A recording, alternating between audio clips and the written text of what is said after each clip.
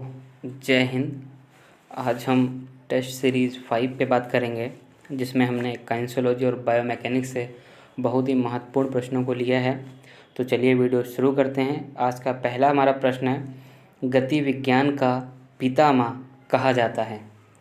गति विज्ञान का पितामह कहा जाता है अरस्तु, मार्कोनी, न्यूटन या इनमें से कोई नहीं। तो आंसर आपका यहाँ पर ए राइट है, अरस्तु। ठीक है, इनको ही गति विज्ञान का पितामह कहा जाता है। आगे देखते हैं हम। मानव शरीर को गति प्रदान करते हैं रक्त, शरीर के जोड़, मांसपेशी, उपरोक्त में से सभी। तो आंसर आपका यहाँ पे बी राइट है। शरीर के जो जोड़ होते हैं वो हमें गति प्रदान करते हैं। आगे देखते हैं हम। गति का अध्ययन कहलाता है, क्वेश्चन नंबर तीसरा हम बात कर रहे हैं। गति का अध्ययन कहलाता है गति विज्ञान, मनोविज्ञान, शरीर रचना विज्ञान या शरीर क्रिया विज्ञान। तो आंसर आपका ए राइट है, गति विज्ञान। ठीक है, गति का अध्ययन गति विज्ञान कहलाता है। आगे देखते हैं हम। गति के नियम का प्रतिपादक कौन है, मतलब गति के नियम किसने दिए? जेबिनेस ने, न्यूटन ने, एरिस्टोटल ने या मार्कोनी ने। तो आंसर आपका यहाँ पे बी राइट है, न्यूटन ने। जो गति के नियम थे वो किसने दिए? न्यूटन ने दिए थे। आगे देखते हैं हम। फ्लेक्शन क्या है, यहाँ पे पूछ रहा है क्वेश्चन नंबर 5। फ्लेक्शन क्या है? दो हड्डियों के बीच का कोण कम होना, दो हड्डियों के बीच का कोण बढ़ जाना, सी देखते हैं टूटना या इनमें से कोई नहीं। तो आंसर आपका यहाँ पर ए राइट है, दो हड्डियों के बीच का कोण कम होना। ठीक है, फ्लेक्शन माने होता है दो हड्डियों के बीच का कोण कम होना। ये हमारे फंडामेंटल मोमेंट हैं। आगे देखते हैं हम। न्यूटन के प्रथम नियम को खाली जगह कहा जाता है। न्यूटन के प्रथम नियम को खाली जगह कहा जाता है प्रभाव का नियम, जड़त्व का नियम, क्रिया प्रतिक्रिया का नियम या उपरोक्त में से सभी। तो आंसर आपका बी राइट है, जड़त्व का नियम। जो सबसे पहला नियम है, प्रथम नियम है, उसे हम जड़त्व का नियम कहते हैं। आगे देखते हैं प्रश्नों को। आगे देखते हैं हमारा जो 7वां प्रश्न है। एक्सटेंशन का अर्थ होता है, एक्सटेंशन का अर्थ होता है दो हड्डियों के बीच का कोण बढ़ जाना, रक्त का जम जाना, सतह पर घूमना या इनमें से कोई नहीं। तो आपका आंसर यहाँ पर ए राइट है, दो हड्डियों के बीच का कोण बढ़ जाना। फ्लेक्शन में क्या होगा? कोण कम हो जाएगा, इसमें कोण बढ़ जाएगा, मतलब हम अपनी एनाटॉमिकल पोजीशन में वापस चले जाएंगे। आगे देखते हैं हम।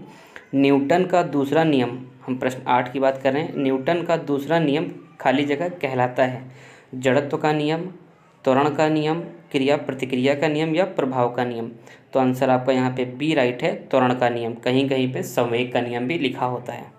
आगे देखते हैं अपने 9वें प्रश्न को। अबडक्शन का अर्थ है, अबडक्शन का अर्थ है शरीर का कोई अंग बाहर की ओर जाना। बी देखते हैं हम, ए व सी दोनों सही हैं। सी देखते हैं अंदर की ओर आना या इनमें से कोई नहीं। तो आंसर आपका ए यहाँ पर राइट है, शरीर का कोई अंग बाहर की ओर जाना, मतलब जो हमारी एनाटॉमिकल पोजीशन है उससे हम किसी भी अंग को बाहर की ओर ले जाते हैं तो वो अबडक्शन कहलाता है हमारा। आगे देखते हैं हम। न्यूटन का तीसरा नियम खाली जगह कहलाता है प्रभाव का नियम, तत्परता का नियम, क्रिया प्रतिक्रिया का नियम या जड़त्व का नियम। तो आंसर आपको यहाँ पे सी राइट है, क्रिया प्रतिक्रिया का नियम, मतलब law of action and reaction. हम अपने प्रश्नों को आगे देखते हैं। हमारा जो 11वां प्रश्न है। अडक्शन का अर्थ खाली जगह होता है शरीर का कोई अंग अबडक्शन मोमेंट के बाद शरीर के पास आना, दो हड्डियों के बीच का कोण बढ़ जाना, शरीर का कोई अंग बाहर की ओर जाना या इनमें से कोई नहीं। तो आंसर आपका ए यहाँ पर राइट है, शरीर का कोई अंग अबडक्शन मोमेंट के बाद शरीर के पास आना, मतलब जब हमने अबडक्शन मोमेंट किया अब हम एनाटॉमिकल पोजीशन में वापस आएंगे तो क्या कहलाएगा? हमारा अडक्शन कहलाएगा।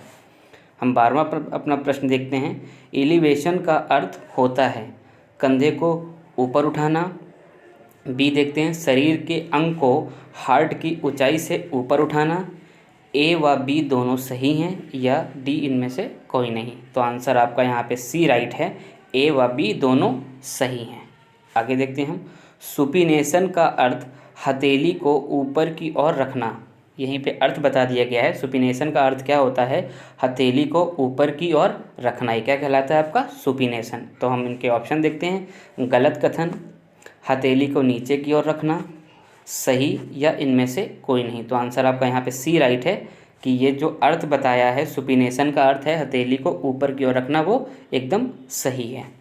आगे देखते हैं हम आपका 14वां क्वेश्चन देखते हैं। न्यूटन के तीसरे नियम का उदाहरण यहीं पे दे रखा है। बंदूक से गोली निकलने पर पीछे धक्का लगना। ऑप्शन देखते हैं। सही, मतलब ये जो उदाहरण दिया ये सही है 50-50%, या गलत कथन या कोई नहीं। तो आंसर आपका यहाँ पर ए यहाँ पर राइट है, सही। ये जो उदाहरण दिया है ये सही है।